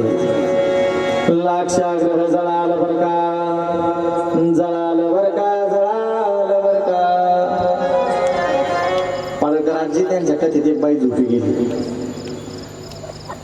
बिचारी ती म्हणली रात्रीला टाइम होतो, बोलायला उशीर करतो, रात्री 10चे 10:30 होते आणि कवर ताटकळावं म्हणे. तिला घरीच मस्त अशी बाजरीच्या 2-3 भाकरी, त्याच्यामध्ये महाराज कढी रेटून हल्ला की ना चाळ लागले झोपतीला. तेवढ्यामध्ये महाराज कथा कुठपर्यंत आली होती. लाक्षाग्रह जळालं बरं का, जळालं बरं का, जळालं बरं का. तेवढ्या ती झोपतो महाझोपडं कोणी कोण पियटलं. आतमध्ये म्हातारा झोपल्याला, झोपल्याने घेतलं, लाक्षाग्रह पेटलं म्हणलं कौरवाचं. महाराज अधिकारी महात्मे होते, इतके अधिकारी महात्मे. महाराज भागवत जर खऱ्या अर्थानं जगासमोर आणला असं तर डोंगरीजी महाराज आहे. महाराज डोंगरे बाबा जर भागवत सांगायला लागले तर समोर ठेवलेल्या गोपाळ कृष्णाला सुद्धा घाम यायचा. महाराज इतके अधिकारी महात्मे होते.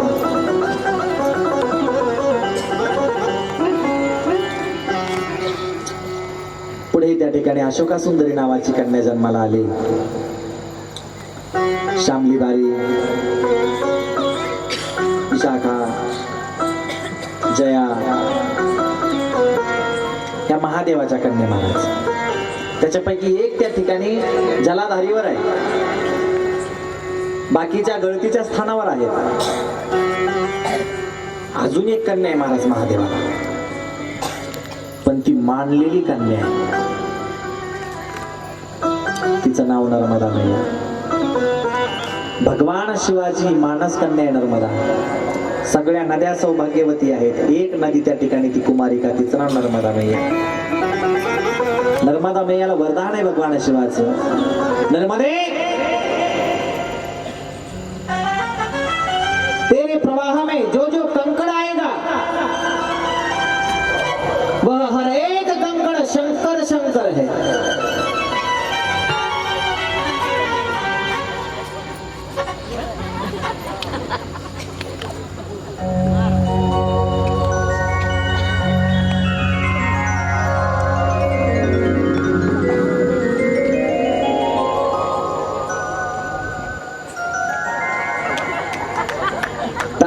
त्याला एकदा महाराज एक स्वयंसोक रोखू शकलं नाही महाराज त्यांना. म्हणून लहानपण देगा देवा मुंगी साखरेचा रवा. किती निरागस रूपानं आले बरं ते पाले महाराजाला कवणात थड द्याला.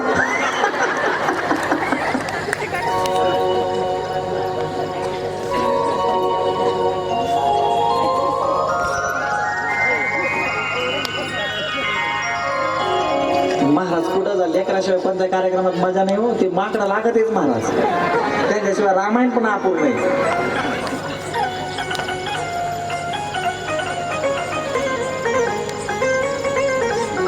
पण काही लेकर विचारते लेकरा किती छान वाटल्यावर आपण यावं महाराजाला प्रणाम करावं. महाराज चांगले चांगले टकोळी इथं वागत नाही, त्याच्यामुळे शिकायसारखं आहे काहीतरी. आपण तिकडूनच कथा ऐकली का हा इथून जय हरी ते आलं महाराज. इथं आल्याच्या नंतर वाटलं, तिथं जाऊन बसलं. त्याचे आई वडिलाचे संस्कार किती चांगले असतील जरा विचार करा. आपली तिकडे एवढी हल्लेत मंडपाची गेली काही काही लेस लेकर विचित्र महाराज. मी कार्यक्रमाला पुढे गेलो ना कोणाला भीत नाही मी. आपण ऐकलं कोणाला भीत नसतो, पण लहान लेकराला लय भेटतो रे भाऊ. लय विचित्र असतात महाराज. भोगे मामा उन्हाळा दिवसात एक माथा रस्त्याने चालला, त्याने पोराला पाणी मागितलं. तिने बाबा पाणी नाही देत म्हणे, पण दही म्हणे दही देऊ का म्हणे गावरान द्यायचं. उन्हाळ्यात पाणी भेटत नाही, दही द्यायला लागलं म्हणे. आण म्हणे आण. मस्त तांब्या भरून दही घेऊन आलं. साखर टाकून आण म्हणे त्याच्यात जरा. साखर आणतो बाबा, चमचा आणतो म्हणे वेळ घालायला. घेऊन आला महाराज, तांब्या भरलं, शिपेलं म्हातारं. पण म्हातारं म्हणलं तरी पण त्या इथं लोक उष्ण दूध देत नाही म्हणे, तुम्हाला फुकट तांब्या भरत ही दिलं म्हणे. कोण दिलं रे? बाबा का त्याचं उंदीर पाडला होता. आता विकत आणलेलं आहे का, फेकून थोडी देता येईल. आता उंदीर पाडला म्हणल्यावर बाबाने जे तांब्या फेकला महाराज 120च्या स्पीडना. वर्ग आरडण महाराज म्हणले बाबाने आपला बाथरूमचा तांब्या फेकून दिला म्हणे.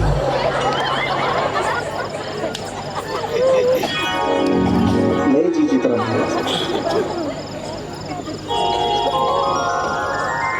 बोले श्री शंकर भगवान की जय. आणि नर्मदा मैयाला वरदान दिलं, नर्मदा तुझ्या पात्रातला प्रत्येक कंकड कंकड शंकर आहे. पण नर्मदा नदीतला कोणताही गोटा घ्या, कोणताही दगड घ्या, तो शिवस्वरूप आहे महाराज. कंकड कंकड शंकर आहे नर्मदा मैयाचा. म्हणून प्रत्येकाच्या घरामध्ये नर्मदेतलं एक शिवलिंग असावं. कुठं बी कथेला गेलो तर माझ्यासोबत त्या ठिकाणी भगवान नर्मदेश्वर राहत असतात.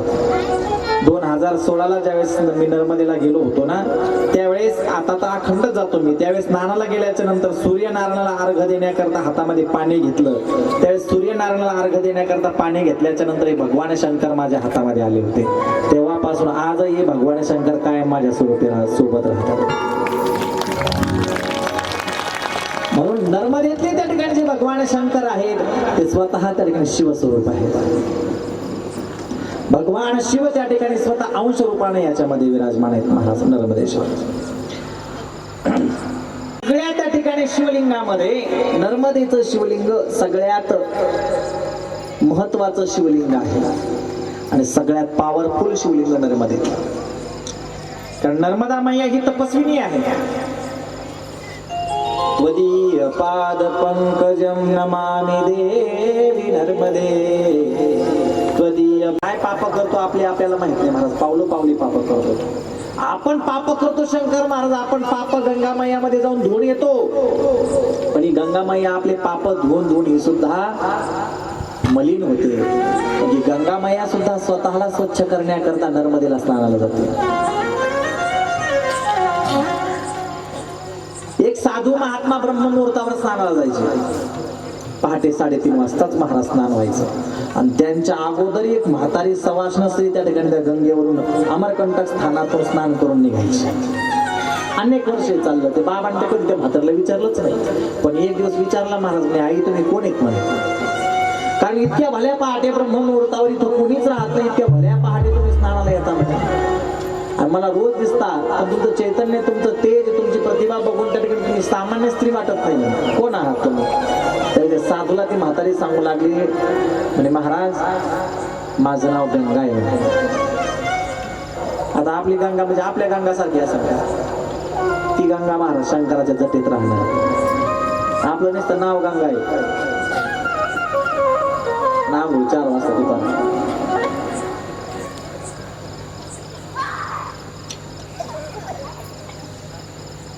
आणि मी स्वतः जगाचे पाप धुवून मलिन होते म्हणे. आणि मला स्वतःला स्वच्छ करण्याकरता, स्वतःला त्या ठिकाणी मुक्त करण्याकरता मी नर्मदेच्या स्नानाला येते. एवढं नर्मदेचं स्थान श्रेष्ठ आहे. म्हणून आता सध्या नर्मदा मैयाची परिक्रमा चालू आहे. आणि दादा गुरुजी महाराज त्यांच्या समोर बरेचसे भाविक नर्मदा परिक्रमा करतात महाराज. दादा गुरु असे महात्मे आहेत की आजही अनेक वर्षापासून फक्त नर्मदेच्या पाण्यावर आहेत. सकाळी 1 ओंजळ गंगाजल नर्मदा जल आणि सायंकाळी 1 ओंजळ गंगाजल नर्मदा जल याच्यावर त्या ठिकाणी अखंड परिक्रमा करतात महाराज. अमेरिकेच्या डॉक्टरने चेकअप केले माणसाच्या पोटात नेमकं आहे काय. त्यांना फक्त सकाळी संध्याकाळी 1 ओंजळ नर्मदेचं पाणी दिलं. 1 महिना त्याला तसंच ठेवलं चेकअप करण्याकरता. परंतु महाराज तरी सुद्धा तो महात्मा आपल्यापेक्षा टका सामान्य 20-20 वर्षाचे तरुण त्यांच्या बरोबर यात्रेला चालू शकत नाही. इतके पळत त्या ठिकाणी नर्मदा मैयाची यात्रा करतात. त्यांचा जन्म कुठे झाला, काय झाला, फक्त त्यांना सगळे नर्मदा पुत्र म्हणतात. आणि एवढी शक्ती आहे महाराज. नर्मदेच्या सोबत त्यांच्या शेकडो हजारो लोक ज्यावेळेस नर्मदा परिक्रमाला त्यांच्या बरोबर असतात. जर एक कदाचित ऊन पडलं आणि जर चालणाऱ्या व्यक्तीला त्रास व्हायला लागला, आजही जर दादा गुरु महाराजांनी जर असा हात केला सूर्यनारायणाला की आपोआप ढग सूर्यावर येतात महाराज. ही ताकद साधूच्या तपश्चर्येची असते. नर्मदा मैयामध्ये फार ताकद आहे महाराज. शिवकन्या आहे. पुढे मग कार्तिक स्वामीचा जन्म झाला. पुढे 5 कन्या त्या ठिकाणी झाल्या. आणि मग आता भगवान विनायकाच्या जन्माची कथा सांगू लागले. स्वस्ति श्री गणनायकं गजमुखं मोरेश्वरं सिद्धितं बल्लाळो मृडमुनायकमहं चिंतामणिस्ते वरं वरं वरं लेम्याद्रे गिरिजाजमहं चिंतामणिस्ते वरं वरं वरं वरं. भगवान विनायकाच्या त्या ठिकाणी असणारे महाराज आता कुमारखंडाला प्रारंभ केला. इथे श्री शिव महापुराणे विनायको आख्यानो प्रारंभः. वंदे वनमनुष्टं समानस्त प्रेय प्रेमप्रदं पूर्णकरं प्रपूर्णकरं निखिलेश्वरैकवासं सत्यत्व सत्यमयं सत्यविभवं सत्यप्रियं सत्यस्य विषयो ब्रह्मभूतं स्वकीय कृपाय प्राकृतं शंकरं. विनायकाची महाराज कथा वर्णन करून सांगू लागले. प्रणम्य शिरसा देवं गौरीपुत्रं विनायकं भक्तवासस्मरे नित्यं आयुर्कामार्थसिद्धये. विनायकाच्या उत्पत्तीची कथा आपल्या सगळ्यांना महाराज माहिती आहे. स्पर्श करू आपण कथेला.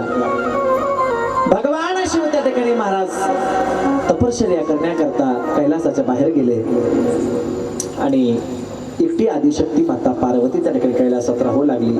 एकही कन्या जवळ नाही, एकही पुत्र जवळ नाही, म्हणून पुत्राच्या वियोगामध्ये त्या ठिकाणी आदिशक्ती माता पार्वतीला दुःख होऊ लागलं आणि स्वतःचा एकटेपणा घालवण्याकरता त्यावेळेस माता पार्वतीनं काय केलं, स्वतःच्या अंगाला चंदन लावलं महाराज. त्या चंदनाची ओटी तयार केली, त्या चंदनाचा महाराज गोळा तयार केला. भगवान शिव जो भस्म आपल्या अंगावर धारण करायचे तो भस्म त्या चंदनामध्ये मिश्रित केला आणि त्यांच्यापासून त्या ठिकाणी असणारा सुंदर असणारा मातीचा पुतळा तयार केला महाराज. कल्पभेदानुसार प्रत्येक कल्पामध्ये वेगळी वेगळ्या उत्पत्तीची कथा सांगितली. काही भागामध्ये मळीचा गणपती महाराज, एक जण मला असं विचारलं म्हणजे महाराज तुम्ही म्हणता पार्वतीला आणि मळाचा गणपती पार्वतीनं केला, किती दिवसाची आंघोळ केली म्हणजे तिनं मला तू जाऊन विचार काय कुठं शिल्लक डोकं लावते महाराज. एक जण मला म्हणे महाराज तुम्ही रामायण सांगितलं म्हणले हो. तुम्ही म्हणले रावणानं सीतेचं हरण केलं, म्हणलं मग केलं ना बाप्पा, रावणानं सीतेचं हरण केलं म्हणजे मग त्या हरणाची सीता का केली, त्या हरणीची सीता कधी गेली म्हणे परत. इतके महाराज काय काय मागणार, फक्त अर्धवट घेऊन पळायचं कुठं तरी, त्याला म्हणायचं आरत काचे साहेबाची.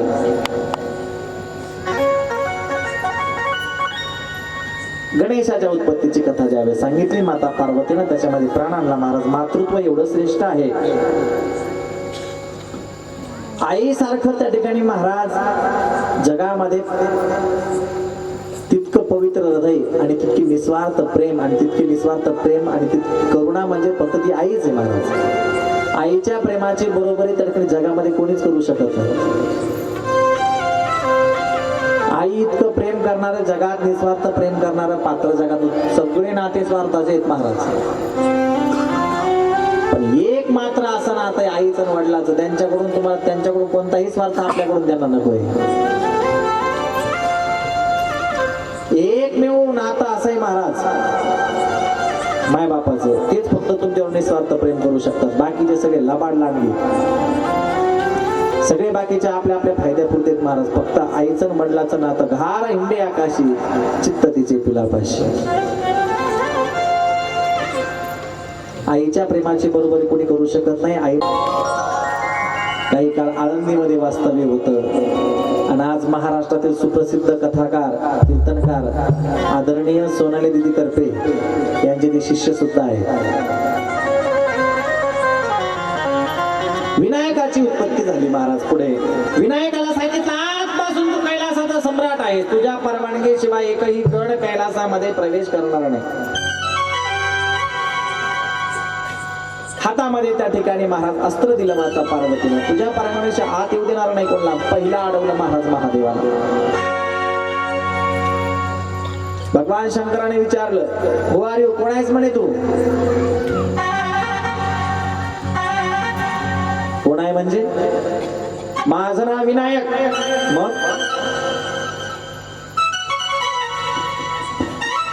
आज जायचंय मला, जाऊ देत नाही. अरे भला देव दिसतो म्हणे. मग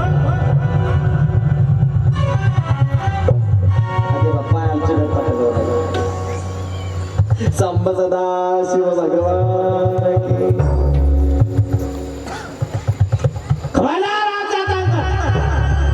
अरे वा दिसायला एवढंच म्हणजे धमक्या देतोय. आत गेला तर काय करशील रे, प्राणाला मुकावं लागेल. तू आहे कोण मला सांग बरं म्हणे एकदा. ती म्हणे या घराचा मालक आहे म्हणे. मी कोण म्हणलं.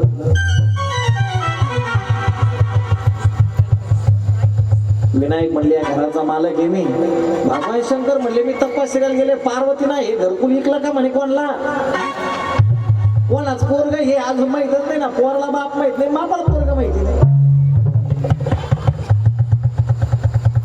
बरं हे झालं कधी म्हणे. आहे कोणाचं म्हणे. कोणाचं आहे म्हणे. तुम्हाला का सांगू मी कोणाचं आहे. हा, जाऊ दे, अजिबात नाही. कधी जाऊ दे माझ्यासोबत युद्ध करावं लागेल. अरे शास्त्र सांगतो म्हणे. काय सांगतं शास्त्र? म्हणे मी हत्या व्यक्तीशी म्हणजे ज्याच्याकडे हत्यार नाही, वृद्धाशी, बालकाशी, स्त्रीशी युद्ध करू नये. आणि तू बालक आहेस त्याच्यामुळे मी तुझ्याशी युद्ध करत नाही म्हणे.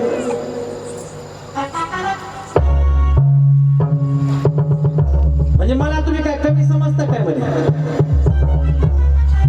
महाराज जगात असं झालंय सध्या कोणीच कोणाला कमी समजायचं नाही. कारण महाराज कधी कधी जो गंगाधर दिसतो शोक शक्तिमान राहतो. काही काही महाराज कपड्यान कळकट असतात, पैशान बळकट असतात. काही काहीच्या धोताला गाठी बँकेत कोठी. काही काही कळकट मळकट बुद्धी बळकट. महाराज आम्ही तर अख्खा महाराष्ट्र फिरतो, आम्हाला किती नमुने पाहायला भेटत असेल रोज. असे असे असे लोक पाहायला भेटतात महाराज. माझा तर आता लोक ओळखायचा लय अभ्यास झालेला आहे. जास्त गोड बोलायला लागला समजत धोका, जास्त चरचर करायला लागलं म्हणायचं आत्र, मधला असला का मग चांगलं आहे.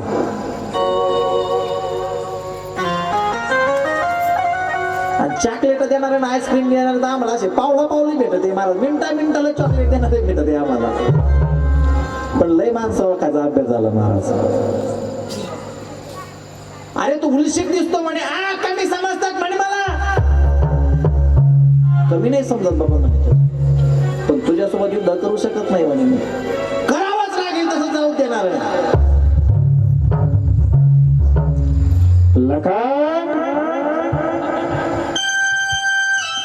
जी भैया लाओ धनुषर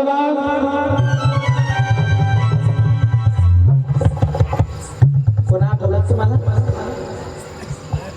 चरितं रघुनाथस्य विस्तरम् एकैकक्षरं पुंसां महापातकनाशनम् एकवाणी एकवचनी मर्यादा पुरुषं प्रभुरांजित चरित्र जीवाचं कल्याण करणारी ही रामकथा. प्रपंचातील जीवांना शांतता प्रदान करून देणारी रामकथा.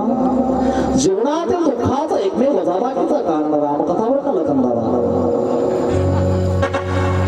कशाला 50,000 द्यायचे महाराज?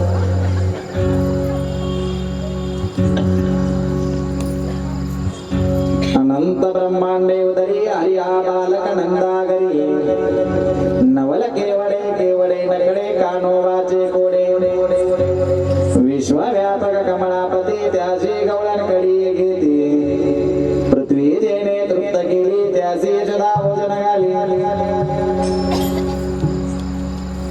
काही लागलं कारण उशीर लागला. संभ सदा शिव भगवान की ऍडव्हर्टाइजमेंट मध्ये कधी मध्ये मुंगे जास्त टाइम बसले मुंगे त्याने उठणार तुम्हाला आता. महाराज पहिला कार्यक्रम तर पहिला गणपती दणका मारला.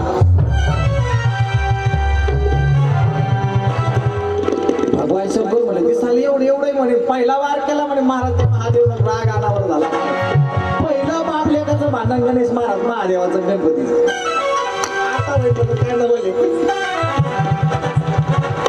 पहिलं जगातलं बाप लेकाचं भांडण गणपतीचं आणि महादेवाचं. आता पिंट्याचं पिंटे बापच लटकन भाऊ याच्यात नाही महाराज. अशी हाणामारी लागली तुम्हाला काय सांगा मुळे दादा. आता कोणाच लटकले कोणाला पाहिजे माझ्या कुठून तरी आवाज जेव्हा महाराज महाराज थोडं झालो. शंकर महाराज मागच्या गल्लीत लागले रे. शंकर महाराज 4-5 जण घेऊन येतो पाहायला. तसे महादेवाचं भगवान गणपती बाप्पाचं युद्ध लागलं. स्वर्गातील देव खडून ठोकून पाहिला. दुसरीची मजा पाहायला आपल्याला मजा महाराज. इकडं गणपती बाप्पा घरातला मॅटर आहे त्यांचा कशाला मध्ये पडावं महाराज. चांगले चांगले देव वरून डोकून पाहिला. हा गणपती महाराज काही असे भांडण करते बरं का. प्रसाद दादा तुम्ही फक्त मला सोडा मी पाहतो. तुम्ही फक्त मला सोडा तर मोकळं सोडून द्यायला पाहिजे. महाराज काही एवढा आवाज आहे धरणा कशाला सोडलं बाबा. महाराज लोकांचं भांडण लागलं का आपल्याला पाहायला लई मजा महाराज. लोकांचं भांडण पाहत जाऊ नये बरं का. लोकांचं जर भांडण पाहिलं तर आपली तर पेटत असतं आणि लोकांचं ऐकून तर कधीच पेटून घ्यायचं नाही महाराज. कोणी जर आपलं कोणाविषयी सांगत असाल ना तर समजायचं याचा आणि याचा किती बोटाचा अंतर आहे, 6 बोटाचा आहे माझा. म्हणून डोळा देखीचे आणि कानी ऐकीचे याच्यावर माणसाने विश्वास ठेवायचा. लखन आणला काय म्हणला मग त्याच्यावर विश्वास ठेवायचाच नाही महाराज. लोक फक्त आजकाल कोण चांगलं चालू असलं ना कसं बिघडून देता येईल याच्यावर टपलेले.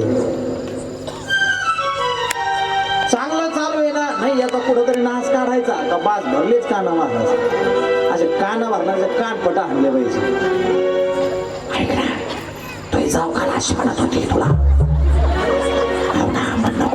सांगू परत म्हणजे तुमच्या घरात भांडण लावायला आणि मी कशाला सांगू पण आपल्याला याचं खरं लागत.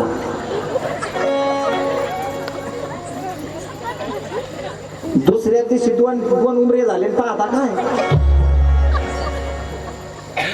तुम्हाला म्हणून सांगतो रामभाऊ तुमच्या लहान काल माझ्या 1 लाख रुपये दिले मग व्याजाने कुठून आले त्याच्याकडे विषय टाकतो मी कधी लटकले महाराज दुसरोजी ते जमिनीचा वरला हिस्सा जरा भारी दिसतो तुमच्यापेक्षा. तुम्हाला हलका दिलं का मग काय वापस गेलं देऊ तिथे वापस होतं त्यांनी दिलं. महाराज जर बिभीषण फुटत नव्हता असं काय टप्पर होती पण हे बिभीषण फुटलं महाराज. बिभीषण जर फुटत नव्हता त्या लंका जळत होती म्हणून तो आपण म्हणच पडली घर का भेदी लंकाड आहे. कोणी किती सांगू द्या महाराज कोणाच्या सांगण्यावरून आपल्यात कधी वाईटपणा आणायचं नाही. कारण सांगणारे बाजूला होऊन जाते महाराज भोगावं त्याची त्याला लागतं. महाराज सगळ्या गोष्टीची किंमत वाढली. काडीच पेटीची किंमत वाढली का तुमची 10 रुपये काडीच पेटी झाली. महाराज पेटून देणाऱ्या वस्तूची किंमत कधीच जास्त होत नाही. आणि पेटून देणारा काय म्हणते माहिती महाराज आपल्या भाषेत पोहे खायचे आणि त्यांची गत अशी महाराज कधी खरकाट्या पाण्यात तेच गल्लीत जात कोण म्हणून त्याची किंमत कधी वाढली का कधी विचारलं तुम्ही चमचेची किंमत वाढली म्हणून ते कधी खरकाट्या पाण्यात गल्लीत आहे महाराज. म्हणून अशा लोकांवर कधी सुद्धा विश्वास ठेवायचा भांडणं लावण्यावर तर बिलकुल ठेवायचं नाही महाराज. कोणी जर आपल्याला भावाविषयी सांगत असेल तर त्याच्यावर विश्वास ठेवायचा नाही. कोणी आपल्याला बापाविषयी सांगत असेल विश्वास ठेवायचा नाही. कोणी आईविषयी वाईट सांगत असेल विश्वास ठेवायचा नाही. कोणी मुलीविषयी वाईट सांगत असेल विश्वास ठेवायचा नाही महाराज. कारण सांगणारे फक्त याच्याकरता सांगतात की तुमचं त्याचं वाईट पण आलं पाहिजे. म्हणून आपण डोळ्यानं बघितल्याशिवाय आणि कानानं ऐकल्याशिवाय कोणी सांगितलेल्या गोष्टीवर कधी सुद्धा विश्वास ठेवायचा नाही. यांना अधोगती आपली होते. दुसऱ्याचं भांडण कधी सुद्धा महाराज आनंदानं पाहू नका. तुमच्या घरात भांडण झाल्याशिवाय राहणार आहे. दुसऱ्याचं भांडण झाल्यावर कधी सुद्धा मजा पाहू नका. कारण आपण दुसऱ्याविषयी जशी मनात वासना ठेवू ते फळ आपल्याला ताबडतोब भेटावं. ताबडतोब वह फल ते ही तुरत ही पाय. आता महाराज जेव्हाचं फळ तेव्हाच भेटत लगेच ताबडतोब. भगवंताकडे महाराज आता उशीर नाही राहिला. भगवान पाहिला न्याय द्यायला उशीर करत होता पण देवाकडे निर्णय तेव्हाच महाराज ताबडतोब. आज आता ताबडतोब पेटलं महाराज गणपती बाप्पाचं महादेवाचं. लागले माझ्या पाहिला देवावरून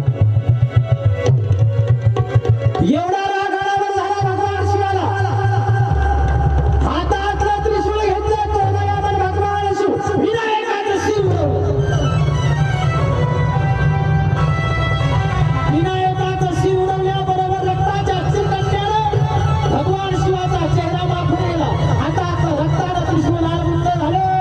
एका बाजूला विनायकाचं घर पडलं एका बाजूला विनायकाचं शिर पडलं रक्तानं लाल गुंडा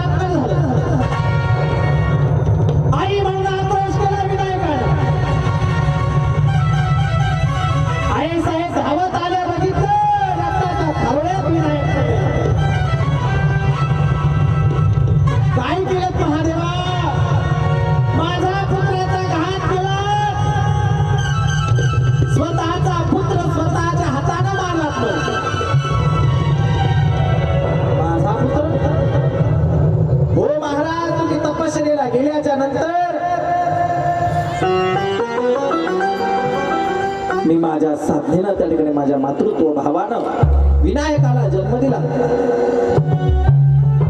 आज तुम्ही माझ्या विनायकाचा, माझ्या पुत्राचा म्हणजे तुमच्याही पुत्राचा अंत केलात नाही.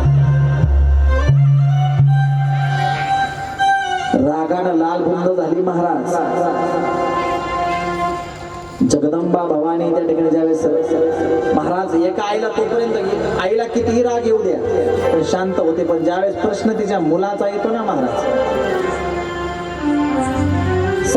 सगळं दुःख सहन करू शकते एक आई, पण आपल्या मुलावर आलेलं दुःख त्या ठिकाणी आई कधीही सहन करू शकत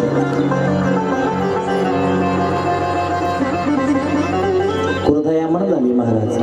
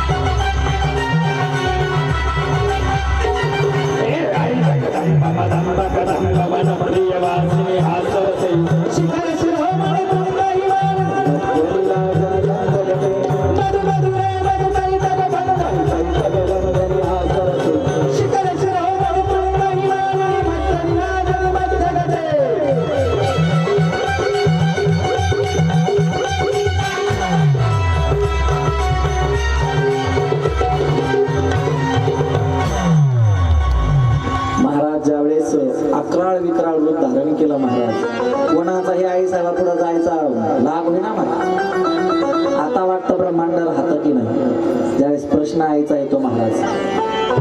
अहो साधी एखादी जनावर असू द्या, साधं कुत्रीचं पिलू जर त्या ठिकाणी असेल तर ती कुत्री महाराज त्या दुसऱ्या लोकांना त्या पिल्लाला हात लावू देत नाही. काय याच्यापासून माझ्या पिल्लाला काही धोका आहेत महाराज. तिथं जगतजननी होती. काय जीव म्हटला असेल तिचा स्वतःचा पुत्र. ज्यावेळेस आईचं सगळ्यात मोठं दुःख कोण देत मला सांग, आई वडिलाचं. स्वतः आईबाप जिवंत असताना स्वतःचा पुत्र पुत्री मरण पाहताना हे जगातलं सगळ्यात मोठं आहे. जे आईबाप जिवंत आहे त्यांच्या देखतात त्यांची मुलं मरतात ना महाराज, हे सगळ्यात मोठं दुःख आहे आईबापाला.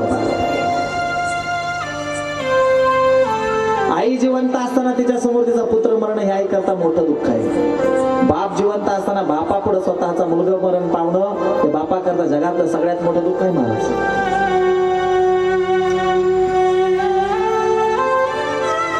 ज्यावेळेस विनायक रक्ताच्या थावड्यात पडलेला पाहला महाराज, जगतजननी महाराज इतकी कृदयामण झाली, तिचा राग कोणी शांत करू शकत नाही. शेवटी भगवान शिवानं सांगितलं तुझा पुत्र त्या ठिकाणी पुन्हा जिवंत करून देतो. गजासुराचा आणलेला हत्तीचं शिर त्या ठिकाणी विनायकाच्या दलावर चढवलं, पुन्हा विनायक जिवंत केला. ते स्वरूप पाहिलं माता पार्वतीनं, हा पुत्र माझा असा नव्हता. सुपासारखे कान झाले, मुसळासारखे नाक झाले, हा विनायक काही पार्वतीला आवडेना. हा माझा पुत्र असा नव्हता. दिसायला रूपवान होता, सुरूपवान होता. आता सुपासारख्या कानाचा, मुसळ्यासारख्या नाकाचा असा पुत्र नकोय म्हणे मला. त्यावेळेस भगवान शिवाने वरदान दिला. यज्ञ असो, याग असो, लग्न असो, कार्य असो, कोणताही त्या ठिकाणी छोट्यातलं छोटं आणि मोठ्यातलं मोठं कार्य असू दे, तुझ्या पुत्राचं नाव घेतल्याशिवाय, तुझ्या पुत्राचं पूजन केल्याशिवाय, आणि आपल्या दोघाच्या काय 33 कोटी देवांच्या अगोदर ज्याचं पूजन होईल तो तुझा पुत्र राहील. माय बापाच्या अगोदर त्या ठिकाणी तुझ्या पुत्राचं त्या ठिकाणी पूजन होईल. आणि जर तुझ्या पुत्राचं नाव घेतलं नाही, पूजन केलं नाही, तर त्या कार्यामध्ये विघ्न येतील. म्हणून निर्विघ्नं कुरु मये देव सर्व कार्येषु सर्वदा. कोणतंही कार्य करायच्या अगोदर तुझ्या पुत्राचं पूजन केल्या जाईल, तुझ्या पुत्राचं नाव घेतल्या जाईल असं वरदान दिलं महाराज. आणि त्या दिवशी गणेश चतुर्थीच्या दिवशी भगवान विनायकाला पुन्हा त्या ठिकाणी प्राणदान दिलं. आणि आता हा बाप्पा आपल्या सगळ्यांचा लाडका ठरला. आता आपल्याला सगळ्यांना गणपती बाप्पाचं दर्शन करायचंय बरं का. सगळ्यांनी टाळी वाजवायची. चला बाप्पा.